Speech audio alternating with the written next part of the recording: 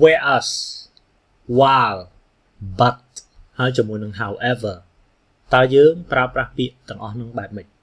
សួស្តីអ្នកទាំងអស់គ្នាសូមស្វាគមន៍មកកាន់សាលាភាសាអង់គ្លេស Ednich នៅក្នុងវីដេអូមេរៀនមួយនេះខ្ញុំនឹងបង្ហាញប្រាប់អ្នកទាំងអស់គ្នាពីការប្រើប្រាស់ពាក្យ whereas whereas នឹងគឺយើងប្រើប្រាស់វាដើម្បីយកទៅនិយាយពីអីដែរផ្ទុយគ្នាប៉ុន្តែនៅពេលដែលយើងសរសេរឬក៏ពេលដែលយើងនិយាយយើងអាចប្រើប្រាស់វាខុសរួមជាមួយនឹងពាក្យ whereas នឹងយើងក៏នឹងទៅពិនិត្យមើលពាក្យ while ពាក្យ but ហើយជាមួយនឹងពាក្យ however ប៉ុន្តែមុននឹងយើងទៅពិនិត្យវីដេអូមេរៀននេះខ្ញុំចង់ប្រាប់អ្នកទាំងអស់គ្នាបន្តិចថាវីដេអូមេរៀនខ្លីនេះគឺខ្ញុំដកស្រង់ចេញមកពី app Ednich Online របស់សាលាភាសាអង់គ្លេស Ednich នៅទីនោះយើងមានវីដេអូមេរៀនភាសាអង់គ្លេសជាច្រើនចាប់តាំងពីកម្រិតដំបូងរហូតដល់កម្រិតខ្ពស់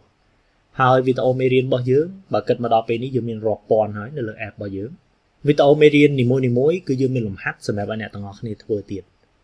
បើសិនជាអ្នកទាំងអស់គ្នាមើលមេរៀនឬក៏ធ្វើលំហាត់ហើយមានចម្ងល់អ្នកទាំងអស់គ្នាអាចចោទជាសំណួរនៅលើ app Ednich Online ហ្នឹង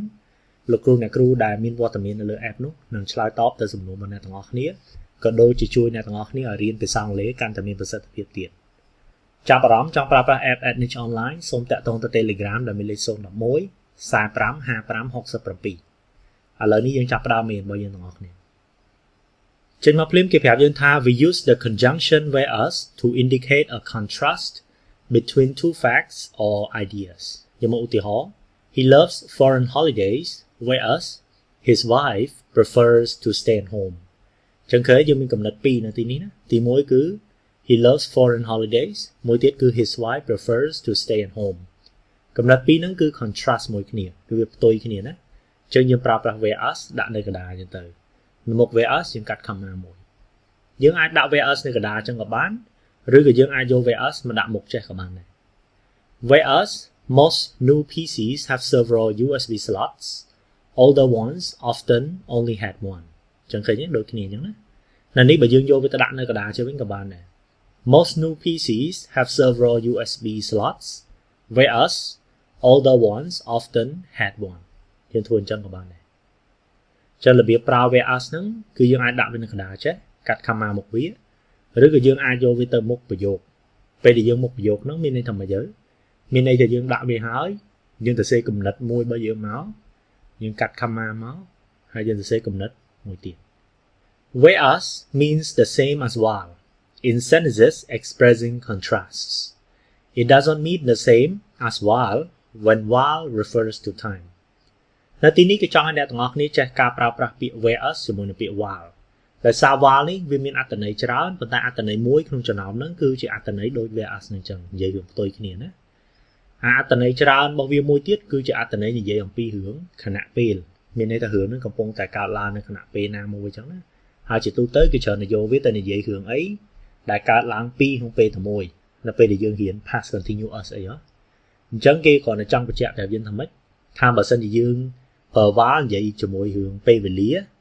អាហ្នឹងយើងអាចដាក់វាស្មើជាមួយនឹង whereas ទេពីព្រោះវាស្មើជាមួយនឹង whereas តើតាវាប្រើក្នុងន័យ contrast ន័យផ្ទុយអាហ្នឹងមិនស្មើគ្នា The south has a hot dry climate whereas ឬក៏ while the north has a milder wetter climate ចឹងគេថាទិសខាងត្បូងមានអាកាសធាតុក្តៅហើយស្ងួតផ្ទុយទៅវិញទិសខាងកើតមានអាកាសធាតុរៀងសើមហើយក៏វារៀងមិនសូវក្តៅដែរចឹងឃើញទេករណីនេះគឺយើងនិយាយរឿងផ្ទុយគ្នាចឹងយើងដាក់ whereas ក៏បាន while ក៏បាន The secretary took care of my appointments while I was away from the office ក្នុងករណីនេះ while នេះគឺនិយាយរឿងខណៈពេលទេមិនមែននិយាយរឿងផ្ទុយទេលេខាគាត់បានចាត់ចែងរឿងការណាត់ជួបរបស់ខ្ញុំខណៈពេលដែលខ្ញុំអត់នៅការិយាល័យចឹងគេនិយាយរឿងខណៈពេលនិយាយអីវិញនោះករណីបែបហ្នឹង while នេះយើងអាចជំនួសដាក់ whereas បានទេចឹងត្រូវប្រយ័ត្នត្រង់ចំណុចហ្នឹងណា while វាមានន័យច្រើនន័យមួយគឺន័យ contrast អាហ្នឹងមិនវាស្មើជាមួយនឹង whereas ប៉ុន្តែបើវាជាលក្ខណៈខណៈពេលអីវិញអាហ្នឹងមិនមែនទេយើងដាក់ whereas ចូលទៅខុសហើយយើងត្រឡប់មកឧទាហរណ៍ចាស់របស់យើងវិញនៅទីនេះតាមពិតយើងអាចប្រើ but ប្រើ however បាន He loves foreign holidays whereas his wife prefers to stay at home ករណីនេះខ្ញុំអាចលុប whereas ដាក់ but ចូលទៅបាន He loves foreign holidays but his wife prefers to stay at home ការប្រើប្រាស់ but គឺជាការប្រើប្រាស់មួយដែលដាក់នៅតែកណ្ដាលអញ្ចឹងជាលក្ខណៈ conjunction និយាយរឿងផ្ទុយដែរយើងអាចយកវាទៅមុខទេនៅក្នុងករណីនេះ but most new PC អីអត់បានទេអញ្ចឹង but ឈរនៅកណ្ដាលចេះ whereas អាចឈរនៅមុខបាន but ឈរបានតែនៅកណ្ដាលទេអញ្ចឹង but ក៏និយាយរឿងផ្ទុយដែរប៉ុន្តែការប្រើប្រាស់វារៀងកំណត់ជាងការប្រើប្រាស់ whereas តិចបានតែនៅកណ្ដាលចំពោះ but ហ្នឹងពេលដែលយើងប្រើប្រាស់វាយើងត្រូវចាំថាយើងកាត់ comma នៅពីមុខវាដែរក្រៅពី but នៅមានពាក្យមួយទៀតគឺពាក្យ however អាហ្នឹងក៏យើងប្រើប្រាស់ដើម្បីនិយាយអំពីរឿងផ្ទុយដែរ contrast ដែរ however ហ្នឹងយើងដាក់នៅកណ្ដាលដែរអញ្ចឹងអត់នៅដើមនៅកណ្ដាលដែរប៉ុន្តែនៅពីមុខវាយើងអត់កាត់ comma យើងត្រូវបញ្ចប់ប្រយោគហ្នឹងសិនរបៀបបញ្ចប់ប្រយោគខាងមុខហ្នឹងមានពីររបៀបទី1គឺយើងអាចបញ្ចប់ដោយ full stop របៀបមួយទៀតយើងអាចបញ្ចប់ដោយ semicolon មិនបញ្ចប់ដោយ comma ណា full stop ឬក៏ semicolon អញ្ចឹងក្នុងករណីនេះយើងអាចនិយាយថា he loves foreign holidays full stop however his wife prefers to stay at home អញ្ចឹងយើងប្រើចឹងបានណាដាក់ however ខាងក្រោមនេះបើយើងចង់ប្រើ but ប្រើអីយើងត្រូវសេចក្ដី most new PCs have several USB slots but older ones often had one ឃើញទេឬក៏ most new PCs have several USB slots full stop however older ones often had one ចឹងមានតែប៉ុណ្្នឹងណាអ្នកទាំងអស់គ្នាមេរៀនរបស់យើងខ្លីទេបើសិនជាអ្នកទាំងអស់គ្នាយល់ថាវីដេអូមេរៀននេះមានប្រយោជន៍កុំភ្លេចចុច like ហើយ share ដើម្បីឲ្យអ្នកដទៃទទួលបានផង